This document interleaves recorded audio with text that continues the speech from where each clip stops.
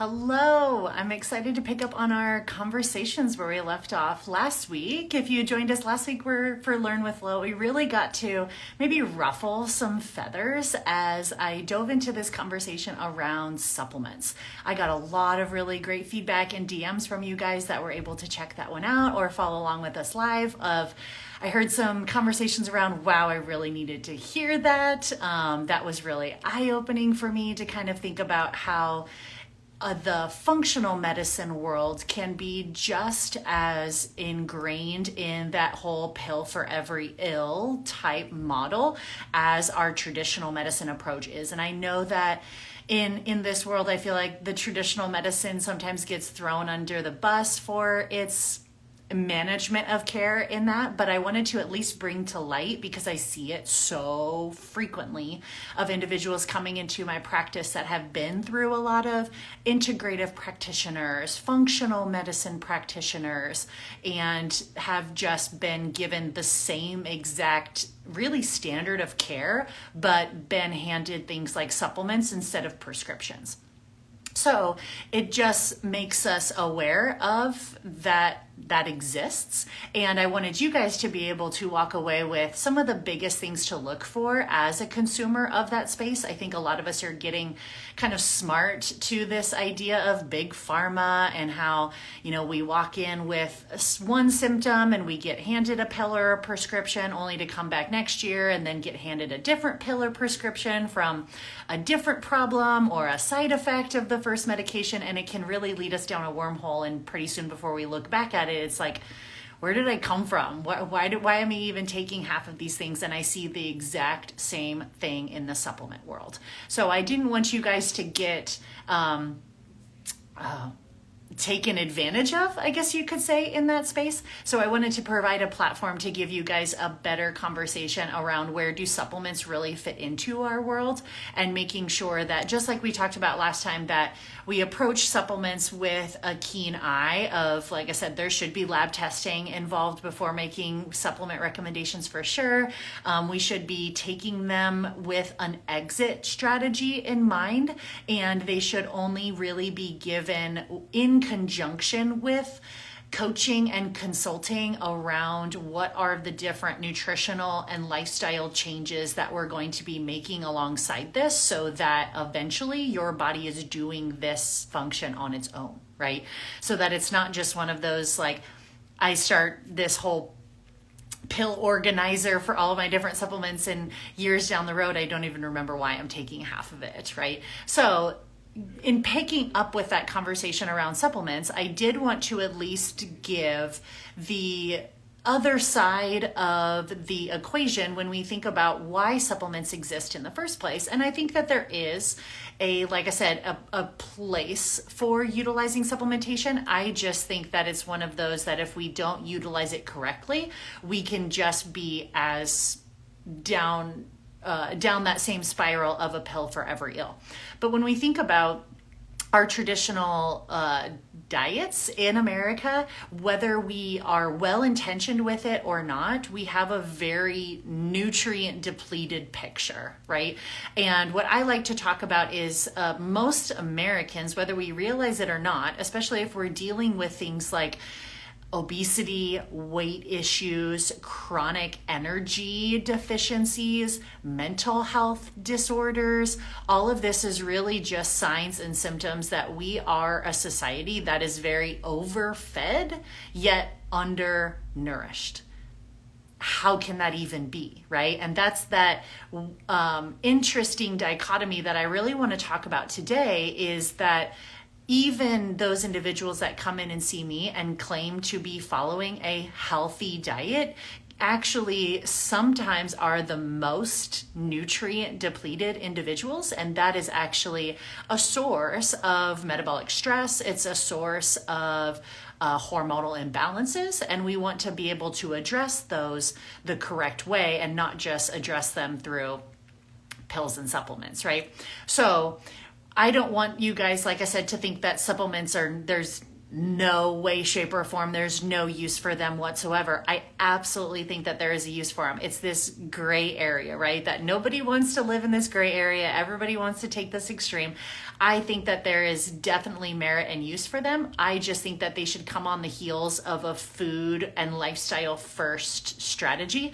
Otherwise, you could be putting all the most beautiful supplements in, but draining them just as quickly. So when I think about this society that's really kind of overfed and undernourished, I want to talk about a few different reasons why that might be, so that you guys can feel more empowered and informed as consumers out there in diet culture, and kind of recognize maybe some of the limitations, especially for those of us that do feel like we prioritize health and wellness, we prioritize a healthy diet, but we're still maybe not feeling or looking the way that we want to look. And that is truly because we have gotten so far off base of what we consider a healthy diet.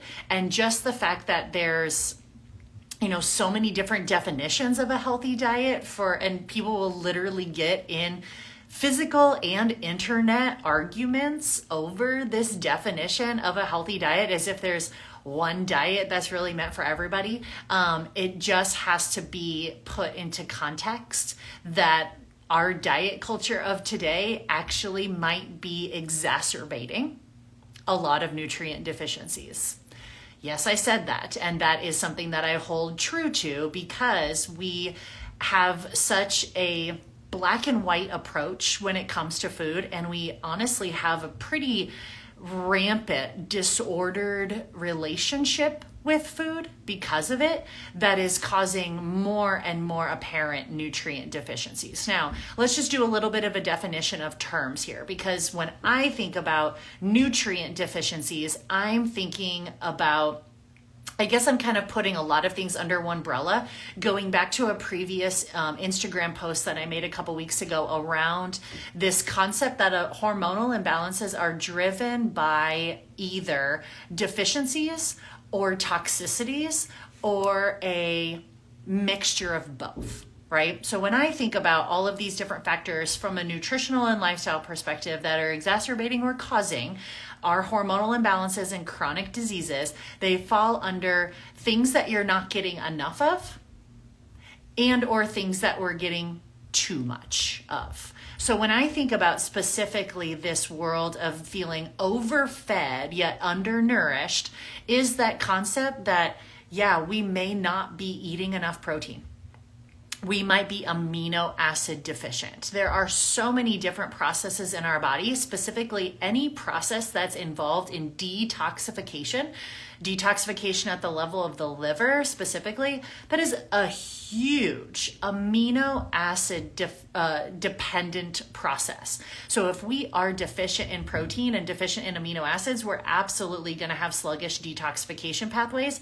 And that might cause things like heavy metal toxic buildup, hormonal buildup, estrogen dominance, all sorts of those types of things, right? So it could be deficiencies in amino acids. It could be deficiencies in fiber. It could be deficiencies in vitamins, like I'm deficient in vitamin C. I'm deficient in fat-soluble vitamins is a big one. Vitamins A, D, E, and K. Deficient in B vitamins, right? Or even deficient in minerals. Things like deficient in calcium, magnesium, sodium, potassium. Those are huge deficiencies that I see as well too. So when I think about deficient, we want to think about, what am I not getting enough of in my diet? And that is right there probably the most common, because when we are deficient in things, then it causes us to try to compensate elsewhere, and usually creates then toxicities, right? So let's take, for example, someone that is amino acid deficient or fiber deficient. They most likely have blood sugar regulation issues, so they're probably consuming too much sugar, right? So it's like a deficiency in one area can lead to a toxicity in another area. Same thing, someone that is more amino acid deficient could be struggling with mental health issues, right? A lot of our neurotransmitters require amino acids to function, right? So if we don't have enough amino acids, we could be then translating that and we have poor energy levels. So then we drink too much caffeine or we need alcohol to unwind in the evening, right? So do you see how kind of these deficiencies and toxicities can kind of feed each other? Deficiencies in amino acids and fiber and vitamins and minerals can cause us then to look elsewhere for things like energy or relaxation or sleep that really don't belong there. So now we're in this conundrum of like, I'm not getting enough of certain things, and so then it's causing me to overdo it on other things, right? So I think the first place that a lot of people tend to look when they're trying to navigate some of these hormonal imbalance symptoms outside of a conventional medicine model is they get connected to practitioners that go real heavy on the supplements day one. And that's where I wanted to give you guys, like I said, a little bit of like put a pin in that, wave a little red flag, because there should be some really large conversations around diet and lifestyle pieces first, especially if an individual is following kind of a dogmatic diet style that actually could be exacerbating some of these deficiencies. So when I think about individuals that are likely more in the overfed yet undernourished, or dealing with this issue between deficiencies and toxicities, usually I even think about some of those diets that are quote unquote healthy. So let's take, for example, this concept of calories, right? Individuals that are following more of this calorie mindset, calories in, calories out, or lowest calorie is healthiest. When we start to unpack that a little bit, how in the world is somebody supposed to get all of the amino acids that we need, all of the fiber that we need, all of the vitamins and the minerals that we need following a low calorie diet, following a diet that's designed for a toddler, right? Some of those dietary strategies that have you eating downwards of 800 to 1200 calories a day as a grown human adult is way too low to anywhere close match the energetic and micronutrient needs. So I say that most of the people that I see really struggling with being undernourished and maybe falling victim to kind of this over supplementation are individuals that are truly anxious or nervous about increasing their overall energy intake or increasing their overall calorie intake, or coming to the table and admitting that they might have an under fueling problem. And they are more comfortable with taking more pills and supplements than eating more food. That's a problem. That is a huge problem, right? So we have to recognize like, ooh, okay, have I been that person that's been stuck more in this calories mindset, and by eating one meal a day or skipping meals and intermittent fasting, and at the end of the day, really taking in enough energy needs to fuel my 4-year-old, am I putting myself at risk of deficiencies? Chances are yes. Also on that same front, again, individuals that to me, they claim to follow a healthy diet, I do a little digging and find that they are thinking about calories or are tracking calories. Great, awesome. Most of our easily tracked foods are also very processed foods. So this isn't an always scenario, but I do often see that individuals that are tracking calories or are more in the mindset of like low calorie is better, they do tend to eat a lot more of like your protein bars or protein shakes, because in their head, it's like, oh, that's healthy. Right? A healthy protein bar, that's 150 calories. I can easily track that and scan that in MyFitnessPal, and I can move on with my day. I'm like, that is not a breakfast. That is not a meal in any way, shape, or form. Not to mention that what you did choose as a meal, you chose because it was more easier to track, easier to scan, and low calories or macro friendly, but you look at the back of that and that thing is void of really any nutrient value whatsoever. right? So it's like, it's just, I think a lot of times the low calorie approach can also be really easily sucked into more of like the processed proteins and some of the more like processed health foods, because it's easy to scan, it's easy to track, and they are made to look macro friendly. I'm like, we cannot survive on protein bars and keto balls and protein powders or meal replacement shakes. That's not how our body was designed to do that. So that can absolutely be a situation where we are coming in absolutely undernourished, and then those are the people that then tend to turn around and they might white knuckle those low calorie goals for a while, but then they tend to binge, and they tend to binge on all the wrong stuff, right? Higher sugar, cheat meals, whatever you name it, and then they go back to restricting themselves. So if you're someone that's kind of under this like low calorie counting, macro tracking, scanning processed foods umbrella, I would definitely come to the table and really take a deep dive look at, am I nutrient depleted? Probably, right? Another crew that I tend to see very nutrient depleted are those individuals that are following a dietary strategy that's demonizing a whole category of food, right? We get our devout vegans or plant-based. It's like they are demonizing animal sources of food, right? We know that there's going to be needs for B vitamins and amino acids, and probably not getting near enough things like specific amino acids like leucine for muscle building, right? So it's like, we don't want to just follow a diet that has one whole food group pushed out 365 days a year, not going to work, right? Same thing on the other end of the spectrum though, like your carnivore or your keto that totes all of the animal products and they dismiss all plant-based products, right? Again, we're not getting fiber from meat, right? So it's like fiber sources, which fiber also is your prebiotic foods that feed the good bacteria in your gut that help us produce things like short chain fatty acids.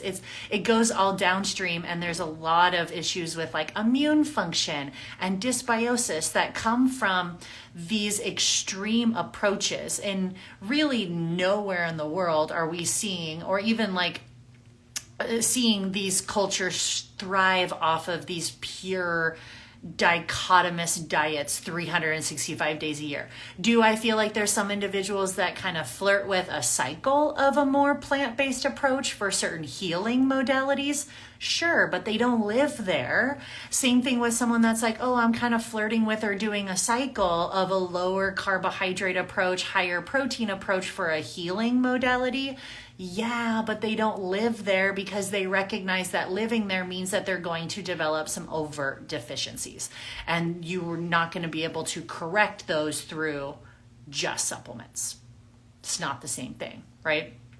I would say then the third category of individuals that usually tend to feel undernourished are people that do have overt gut symptoms, right? We have some malabsorption issues going on. I see quite a few people that come in with signs and symptoms of low stomach acid.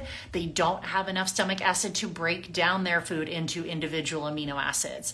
They don't have enough stomach acid to produce and stimulate things like gallbladder activity or bile salts. So then they have trouble absorbing their fat soluble vitamins. They're like, well, I supplement vitamin D. I get like 10,000 IUs a day and my vitamin D levels are always low. I'm like, then it's not about the vitamin D that you're taking, it's about your absorption of these things, right? So we're taking all these supplements but ignoring how our body works, right? It's like, this is a digestive issue, not a supplemental issue.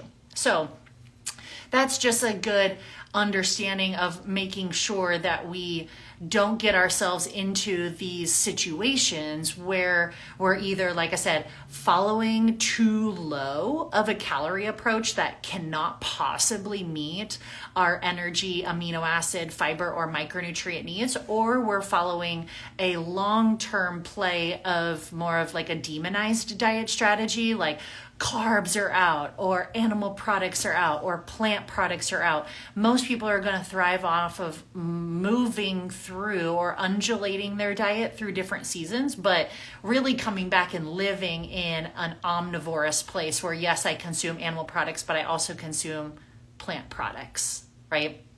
So if you found yourself, like I said, hovering in those different diets and you find yourself really struggling with kind of an anxious view of food because of it, you're not alone, right? A lot of people get stuck in these different dietary strategies, or they get really, really deep in supplements and they don't know how to get out because they're nervous, like I said, to think about taking less supplements and like, where am I going to get these vital nutrients from? It's like, we're going to get it through food. And a lot of individuals have trouble kind of breaking through that narrative of calories or breaking through that narrative of incorporating foods that they have been eliminating for long periods of time for one reason or another. So know that every diet strategy out there really should be for a certain point and a certain period of time.